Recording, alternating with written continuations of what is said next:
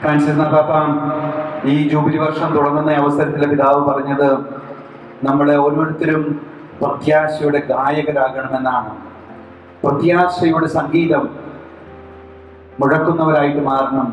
നമ്മുടെ കുടുംബങ്ങളിലും നമ്മൾ വ്യാപരിക്കുന്ന മേഖലയിലും നമ്മളായിരിക്കുന്നിടത്തുമൊക്കെ പ്രത്യാശയുടെ വാക്കുകൾ. നമ്മൾ വിശുദ്ധ കുർബാനയുടെ അവസരങ്ങളിൽ മനോഹരമായ ഗാനങ്ങൾ ആലപിക്കുകയും മനോഹരമായ പ്രാർത്ഥനകൾ ഉരുളുകയൊക്കെ ചെയ്തിട്ട് പുറത്തിറങ്ങിയിട്ടുള്ള നമ്മുടെ വാക്കുകളും നമ്മുടെ ചിന്തകളും നമ്മുടെ പ്രവൃത്തികളും എത്രമാത്രം പ്രത്യാശ നൽകുന്നതാണ്, എന്തുമാത്രം പ്രതീക്ഷ നൽകുന്നതാണ്. എൻ്റെ സഹോദരൻ്റെ മുമ്പിൽ വേദനയുമായി നിൽക്കുന്ന സഹോദരൻ്റെ മുമ്പിലുള്ള എൻ്റെ മനോഭാവം എന്താണ്? അത് പ്രത്യാശയുടെ സങ്കീർത്തനങ്ങൾ ആലപിക്കാനുള്ള ഒരു ദൃഢനിശ്ചയം നമ്മുടെ ജീവിതത്തിൽ നാം എടുക്കുന്നില്ല എങ്കിൽ ഈ ജൂബിലി വർഷവും മറ്റെല്ലാ വർഷങ്ങളും പോലെ ജീവിതത്തിൽ പ്രത്യേകമായിട്ടുള്ള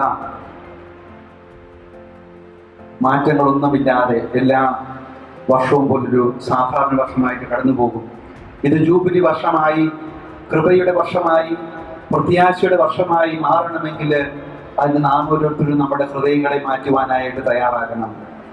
പ്രിയ സഹോദരങ്ങളെയും നമുക്ക് ചുറ്റുമുള്ള ഇരുളിനെ പഴിച്ചുകൊണ്ട് ജീവിക്കാതെ പ്രത്യാശയുടെ ദീപം തെളിക്കുവാൻ, പ്രത്യാശയുടെ ഒരു പുഞ്ചിരിയുടെ ആകാം, ഒരു നല്ല വാക്കുകൊണ്ടാകാം, ഒന്നടുത്തിരുന്നു കൊണ്ടാകാം, നമ്മളാലാവുന്ന സഹായങ്ങൾ ചെയ്തുകൊണ്ടാകാം, സാമ്പത്തികമായിട്ട് സഹായിച്ചുകൊണ്ടോ നമ്മുടെ സമയം നൽകിക്കൊണ്ടോ ഒക്കെ മറ്റുള്ളവർക്ക്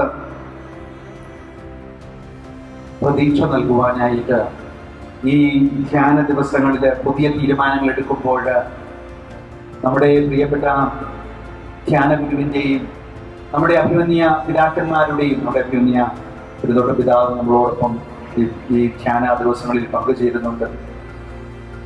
പിതാക്കന്മാരുടെയും നമ്മുടെ എല്ലാവരുടെയും പ്രാർത്ഥനകൾ അതിൻ്റെ ഏറ്റവും അർത്ഥവത്തായ രീതിയിൽ ഫലം പുറപ്പെടുവിക്കും എന്ന് നമുക്ക് ഓർമ്മിക്കാം.